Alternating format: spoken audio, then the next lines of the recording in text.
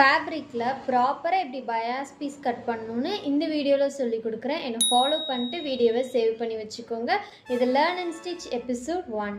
இந்த ஃபேப்ரிக்கில் grain lines அப்படின்னு சொல்லி இருக்கும். அது இப்படி ப்ளஸ் ஷேப்பில் உங்களுக்கு இருக்கும். இந்த பக்கம் பிடிச்சி இழுத்தாலும் ஸ்ட்ரெச் ஆகாது, இப்படி இழுத்தாலும் ஸ்ட்ரெச் ஆகாது. இதுவே இந்த ஃபேப்ரிக் இப்படி க்ராஸாக நீங்கள் இழுத்தீங்க அப்படின்னா நல்லாவே எக்ஸ்பேண்ட் ஆகும். இப்படி எக்ஸ்பேண்ட் ஆகிறது தான் நம்ம பயாஸ் அப்படின்னு சொல்கிறோம். இதை ஃபேப்ரிக்கில் நம்ம கட் பண்ணுவோம். அவ்வளோதான் டிஃப்ரென்ஸு.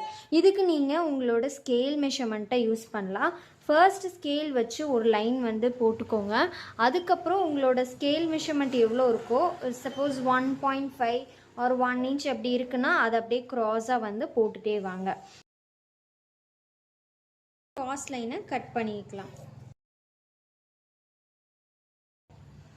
இதுதான் பயாஸ் பீஸ். இந்த பீஸ் வச்சு நீங்கள் ஈஸியாக இனிமேல் நெக்கு, ஆர்ம் ஹோல் எல்லா இடத்துலையும் ஃபினிஷ் பண்ணுறதுக்கு யூஸ் பண்ணிக்கலாம்.